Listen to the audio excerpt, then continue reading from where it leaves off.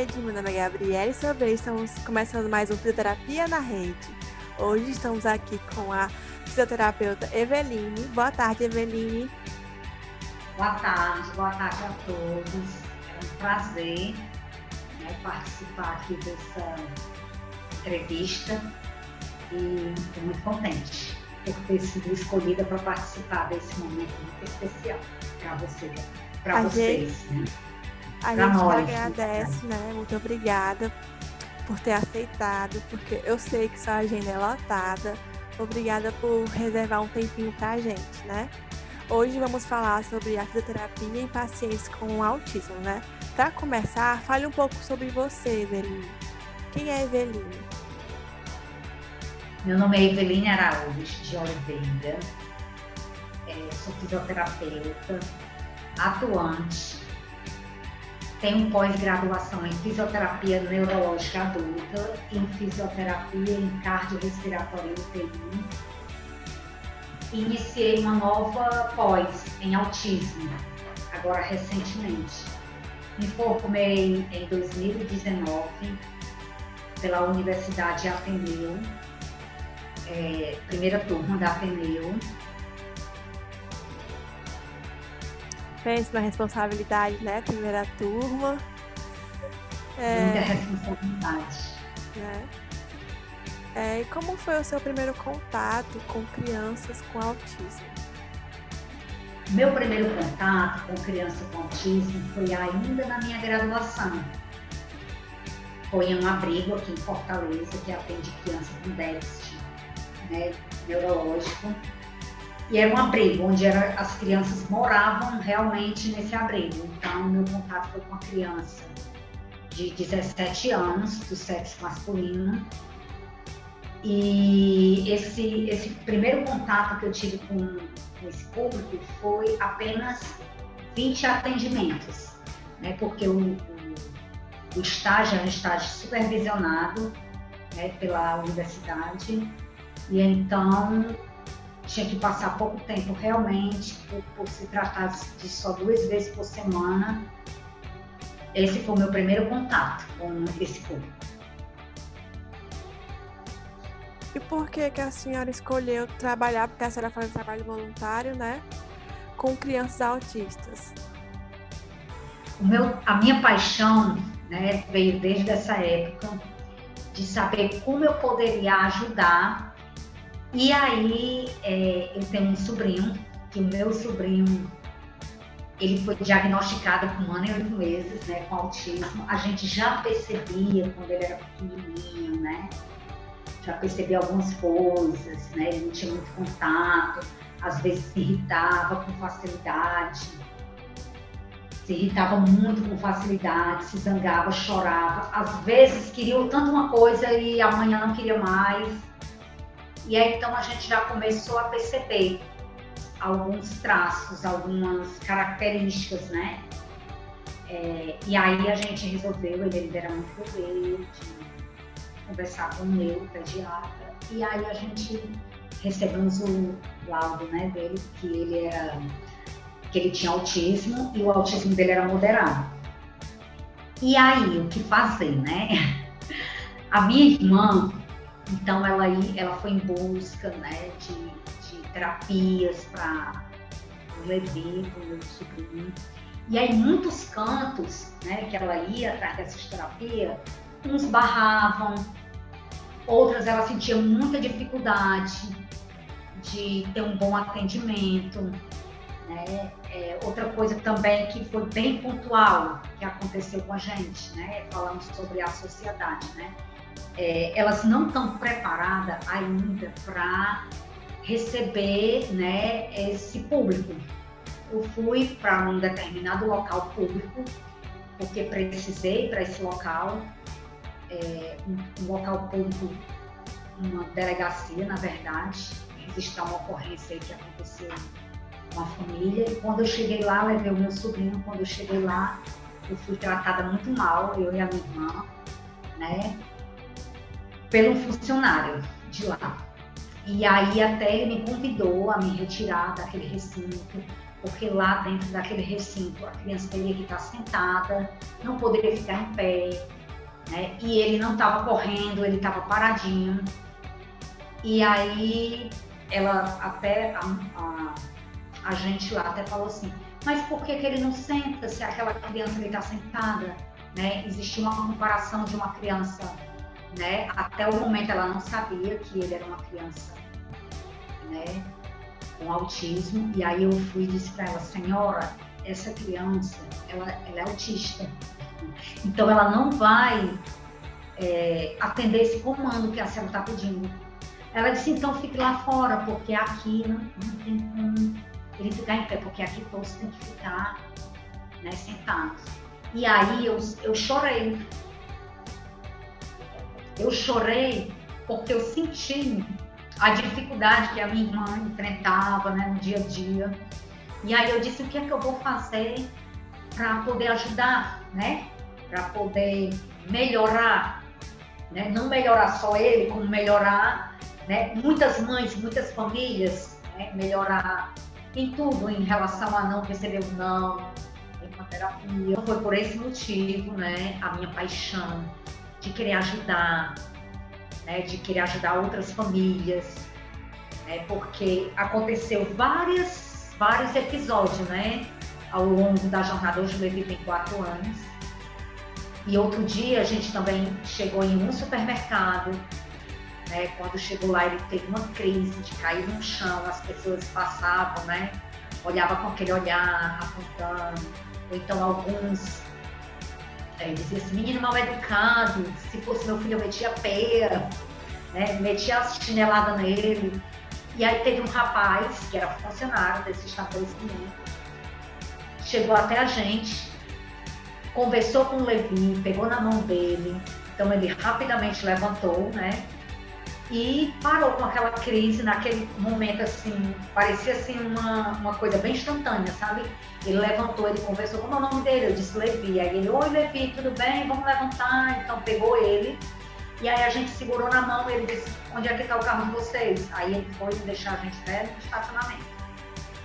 E aí ele me disse, ele é autista, né? Aí a gente confirmou, ele disse, tem um filho autista, eu sei como é.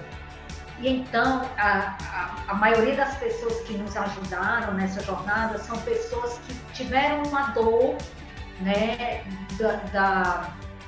de ser um descaso, né, na sociedade, tiveram aquela dor e quis ajudar. Mas outras pessoas que não tiveram essa vivência, né, não entende, acha que é birra da criança. Então eu acho que todo profissional, não só da área da saúde, como eu acho que toda a sociedade deveria ter pelo menos um curso básico, né, de como lidar numa situação assim, né, não fazer preconceito, não ser preconceituosa, eu acho que ajudaria bastante, sabe, ajudaria bastante essa questão, né, que é enfrentável dia a dia desses pais, dos familiares, da própria criança, né? Ela vai crescendo, ela não vai ser só uma criança pro resto da vida, ela vai crescer, ela vai ter a parte da adolescência, então para ela se inserir, entendeu? Porque a sociedade, ela quer um padrão, entendeu? Então se alguém foge daquele padrão que ela quer, né, ela já quer excluir aquela pessoa, e eu acho que tem que inserir dentro da escola, tem que inserir em todos os lugares, porque é uma pessoa como qualquer outra, apenas tem um déficit. Eu concordo plenamente com a senhora e acho muito triste essas situações que acontecem, né, da sociedade não aceitar a criança autista ou qualquer outra criança que tem alguma deficiência, né? Porque a criança, ela sente quando ela não é bem recebida, ela sente. E a sociedade realmente, como a senhora falou, elas não estão preparadas para crianças que não seguem aquele padrão que elas exigem, né? E infelizmente isso acontece e, gente, são apenas crianças, né? Elas só querem brincar, só querem ser amadas, querem ser respeitadas e querem que aceitem ela como elas são. Muito obrigada pelo seu relato, viu? eu me emocionei também. E a senhora é incrível. A outra pergunta seria, assim, a gente sabe que cada autista tem a sua característica, né? Mas eu queria que a senhora falasse um pouquinho das características que a senhora vê mais nos pacientes que a senhora atende. As características mais presentes, né? Todos eles são singular, né? Todos nós somos singular. Mas alguns de nós temos características que nos fazem, né, ficar, às vezes, um pouco mais próximo do outro. E a característica que está mais, assim, presente, eu acho que é a alteração sensorial, bastante. Alteração sensorial, bastante. Que eu acho que essa é a que mais é maior, né? Ela é mais presente. Acredito que seja, ao meu ver, essa característica bem gritante. Outra característica mais presente são movimentos repetitivos, que alguns apresentam. Às vezes quando está alegre, às vezes quando está triste, ele faz aqueles movimentos repetitivos. Eu acho que são essas duas características muito presentes nesse público. Eu estava lendo, né, sobre esse movimento repetitivo e na leitura me abriu a visão para uma coisa que eu não tinha percebido. Tipo, como eles repetem muito, pode ter aquelas lesões por repetições, né? Uma coisa que eu não tinha me tocado ainda. Aí, lendo sobre esse assunto, aí eu vi, meu Deus, realmente, né? O prejuízo que esse público vai ter em relação a esses movimentos repetitivos, né, é causar lesões, né, por repetições, né? A gente vê aí que tem também, né, trabalhadores que passam o tempo todinho em movimento, adquirem várias posturas, eles, né, que adquirem várias posturas também pode ocasionar, sim, às vezes lesão no túnel do carpo, né? Às vezes mesmo nos braços, às vezes até um problema neurológico de tanto querer se jogar para trás, tacando a cabeça, mas, né, com as mãos também. Vamos para o intervalo e voltamos já.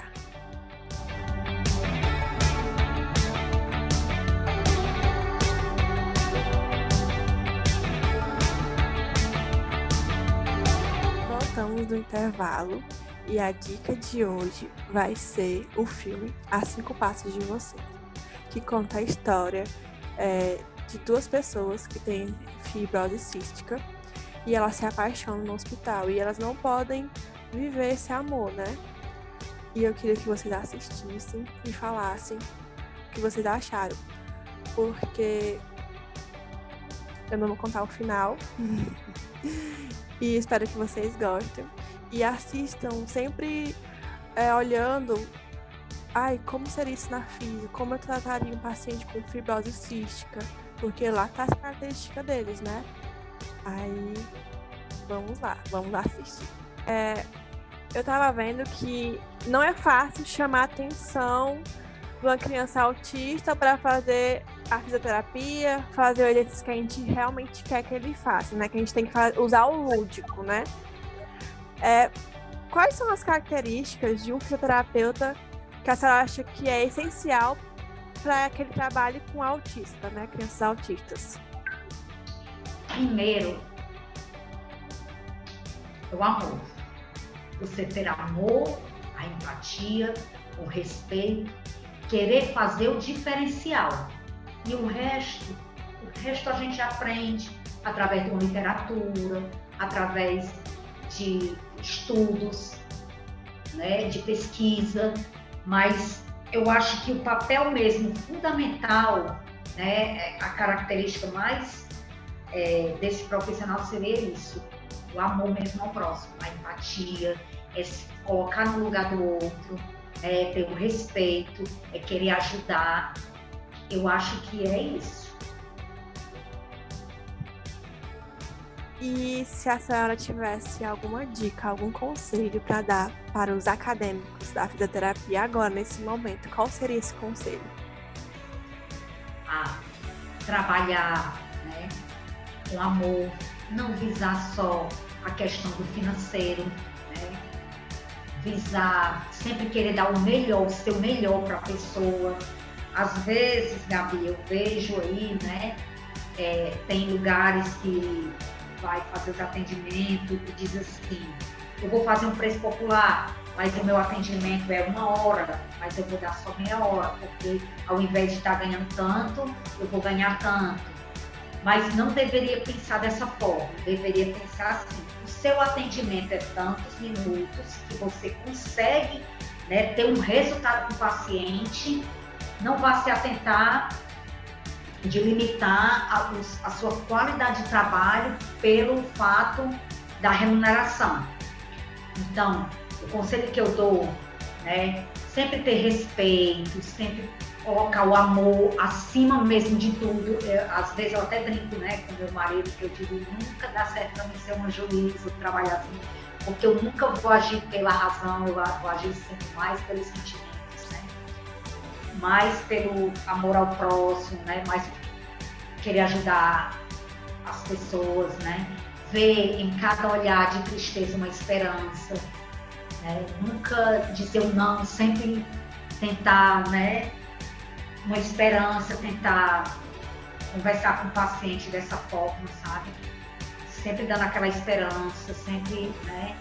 Eu que trabalhei, mudando um pouco, né, do assunto que a gente está aqui agora, eu que trabalhei na linha de frente, às vezes um paciente, ele estava ali na ânsia da morte, eu vendo que ele ia morrer, todo mundo sabia, ia colocar ele lá na UTI, e eu chegava para ele, eu chegava para a equipe médica e dizia assim, gente, não vamos dizer que ele está muito mal e vai para uma UTI. Então a gente vai chegar e só, olha, conseguimos uma vaga para você em um lugar melhor, um lugar que vai ter mais atenção, né? Aqui é uma emergência. Então eu fazia com que aquele momento do paciente, ele não se preocupasse, né? Que ia ficar tudo bem, né? Às vezes eu até abraçava, ele sabia que não podia, né? Abraçava, né? Longe, ele sabia longe da família. Então é isso, é colocar o amor, é colocar o respeito, é se colocar no lugar do outro. É ser humano, né? Levar ter um atendimento humanizado, né? Na verdade. Eu queria te agradecer muito por você ter aceitado o convite, por ter disponibilizado um tempinho pra gente, porque eu te conheço, né? A gente faz parte de uma instituição chamada Casa de Gui, onde lá eles atendem crianças autistas. E também não tem só autista, né? Também tem alguns com síndrome de Down, né? E eu conheço a pessoa maravilhosa que a senhora é e o profissional incrível que a senhora também é, né? Porque eu tenho a oportunidade, né, de estar com você todas as quintas pela manhã, vendo o seu atendimento, vendo o quanto amor a senhora dá para aquelas crianças. E realmente elas precisam desse amor, não só elas, né? Como a senhora falou, a família toda delas, porque tem muitas pessoas que maltratam ela, a família dela, só por elas serem diferentes. Então eu queria agradecer muito a senhora por a senhora ser incrível, ser humana, trabalhar com amor e ter compartilhado a sua história aqui com a gente, viu? Muito obrigada. Esteja à disposição sempre, viu? Um abraço. Um abraço. E a outra pergunta que eu queria fazer é para as pessoas que estão se formando agora. Qual é o seu conselho para essas pessoas que estão entrando agora no mercado de trabalho? Dizer que quando um fisioterapeuta, né, se forma, ele é um clínico geral, ele atende toda a área, né? Ele atende todas as patologias, toda a área, não dispensar nenhum paciente. Você chega, surgiu um paciente, você vai lá, né, vai atender o paciente, faz uma avaliação, veja o objetivo que você quer, corre através da literatura, entre em contato com os professores, né, para falar do caso que você está, né, e vá fazer o seu atendimento dando o seu melhor, né? Vá atrás de literatura se tiver alguma dúvida, né? Entre em contato, eu estou com um paciente assim, assim, assim. E o que é que eu posso fazer dentro da fisioterapia para ajudar? Pede opinião a um, opinião a outro, porque isso é muito bom. Né? Quando eu terminei a minha faculdade, eu queria pegar, meu primeiro paciente foi um paciente que teve um AVC. E aí eu disse, meu Deus, e agora o que é que eu vou fazer? Aí eu liguei para uma professora, que era a especialidade dela era em neuro, aí eu fiz a avaliação, aí fui buscar na literatura, aí liguei para ela, pedi ajuda, olha, eu tô com um paciente assim, assim, assim, quero atender, o que é que eu faço? O que é contraindicação? Aí ela foi me dando as dicas, o que era contraindicação, o que eu poderia fazer, o que eu não poderia fazer. Toda vez quando eu terminava um atendimento, eu entrava em contato com ela e digo, olha, o paciente ele se comportou dessa forma, foi bom. Então eu ia dando feedback para ela e pedindo ajuda. A gente tem que ser humilde, de quando a gente não souber, pedir ajuda às pessoas. Pedir ajuda às pessoas certas. Porque às vezes você vai falar de não é nem um defeito, um medo. Você vai falar de um medo seu, de uma coisa sua, e tem pessoas que elas vão pensar de outra forma, não vão querer ajudar, não vão ter empatia. E as outras pessoas que têm, né, que você vai conhecer pelo dia a dia, né, você é amiga, tem suas amigas na sua faculdade, entra em contato com as outras, e vão discutir nesse estudo de caso, porque uma cabeça pensando é bom, mas várias cabeças pensando para um objetivo ali é outro. Outra dica que eu queria dar, se for atender paciente domiciliar, prestar muito atenção no que fala para os familiares. Porque quando o paciente tem uma equipe multidisciplinar, você tenta entrar dentro dessa equipe, tenta fazer um grupo, um WhatsApp e entrar dentro dessa equipe para saber como é que está a evolução do paciente, qual é a opinião das outras profissões em relação a ele. Então, trocar ideia. Nunca falar para a família, né, sobre o outro profissional. Digo isso pelo relato, que já aconteceu comigo. Eu chegar em uma família e ter uma pessoa lá falando mal do profissional fisioterapeuta, que no caso era eu. Então, eu tive que ter argumento suficiente, né, para debater aquele assunto naquele momento. Fiquei extremamente triste, né, extremamente chateada. Então a gente tem que ter ética, né, em primeiro lugar ter ética, não falar do profissional. A família chega para você e diz assim, fulana, eu fui chamar ciclana para poder fazer o atendimento, por exemplo. Chamei a fonoaudióloga para ter mais atendimento com o paciente, ela disse que não dava certo, porque o paciente ia ficar hipersecretivo. Aí olha para mim, essa informação que esse profissional deu está correta? Então eu, como fisioterapeuta, disse para a família, né? Eu não estudei fonoaudiologia, eu não sei dessa informação. Se o profissional chegou para você e disse que era dessa forma, aprenda a confiar no profissional que está cuidando da pessoa que você mais gosta, da sua família. Ou você confia, ou você troca de profissional. Pergunte algo para mim sobre a fisioterapia que eu vou responder. E aí, dentro da fisioterapia, eu poderia chegar e ver um colega meu, né, fazendo algo de errado com o paciente, mas ali eu ficaria calada, chamava o colega e digo, olha, colega, esse procedimento aí não é assim, né, tá errado. Faça dessa forma aqui, sem humilhar, né, sem humilhar, sem querer ser melhor do que os outros, sim, em prol de ajudar. Né? Como a gente vê colegas batendo foto de procedimentos para entregar chefe, não seja esse profissional. Seja um profissional que sabe entrar e sair em qualquer lugar. Seja um profissional, né? Queira ser reconhecido como um profissional bom, um profissional que dá o seu melhor, um profissional que seja humilde o tempo todo. Ser humilde é uma coisa. E não deixar alguém lhe humilhar é outra, certo? Você não vai deixar ninguém lhe humilhar, como aconteceu comigo, né? Na hora eu consegui, né, reverter aí a situação, mas seja humilde o tempo todo. É isso. Obrigada pelo seu conselho, né? Eu acho muito importante isso que a senhora falou, porque quando a gente sai da faculdade e entra no mercado de trabalho, a gente está com insegurança, a gente, ai meu Deus, tal patologia, não vou conseguir tratar essa patologia. E esse conselho que a senhora deu foi de suma importância, graças a Deus a senhora tá né? aqui para falar esse conselho pra gente, né?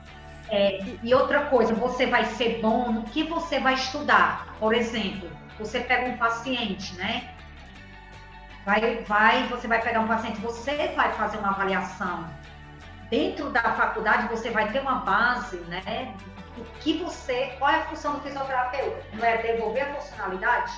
Então, você vai devolver a funcionalidade dele, certo? Então, você pega aquele caso, não dispensa, pega aquele caso, você estuda, você vai procurar colegas, você diz, olha, tá assim, assim, assim, bate foto, não para publicar, mas bate foto para ver como é que tá. E vai discutir com os colegas, vai atrás da literatura e volta com 3 dias, 2 dias depois para fazer os atendimentos, vai avaliando, vai vendo se melhorou, se não melhorou, muda de terapia, que às vezes você traça um tratamento para um determinado paciente, porque o outro ficou legal, não sei, mas talvez esse não vá ficar. Então você vai mudando, vai avaliando, vai olhando, e vai fazendo, e vai tentando, faz de uma forma, faz de outra. E o importante é que o final seja favorável, que tenha um bom resultado, né? Dando sempre o seu melhor. Pois é isso que eu queria, né, compartilhar com vocês. Quero dizer também que eu estou à disposição, né, para quando você precisar conversar, pedir alguma opinião. Se eu não souber, não tem problema, eu vou atrás, eu descubro rapidamente. E assim a gente vai, né, trilhando, né, a nossa profissão tão linda que é devolver a funcionalidade. Vai trilhando aí as barreiras e chegar mesmo no grande objetivo. Realmente. E a senhora sempre foi essa pessoa pra mim, né? Sempre que eu tenho alguma dúvida, eu corro pra senhora e pergunto. E tal, em esse caso, o que seria, Eveline? Porque às vezes eu sou bem curiosa, né, com algumas coisas. E eu queria te agradecer, né, por ser sempre essa pessoa tão prestativa, né, comigo. E muito obrigada, viu, pela entrevista. Eu amei entrevistar a senhora. E eu queria falar para vocês também um convite, se vocês quiserem conhecer a Casa de Gui, vocês seguem eles no Instagram, que eles sempre estão postando as ações para as crianças, estão postando se precisando de doações. E lá é incrível, esse projeto é incrível, feito pela dona Cláudia, né, e por isso na série, que eu e a Eveline faremos parte. Então, ficamos por aqui. Esse foi o nosso último episódio dos podcasts. Agora a gente vai dar uma pausa, porque a gente vai dedicar para apresentar o TCC, organizar os resultados, conclusões, fazer o slide para apresentar. E eu queria falar que foi maravilhoso gravar. Eu tenho as minhas inseguranças, eu tenho os meus medos.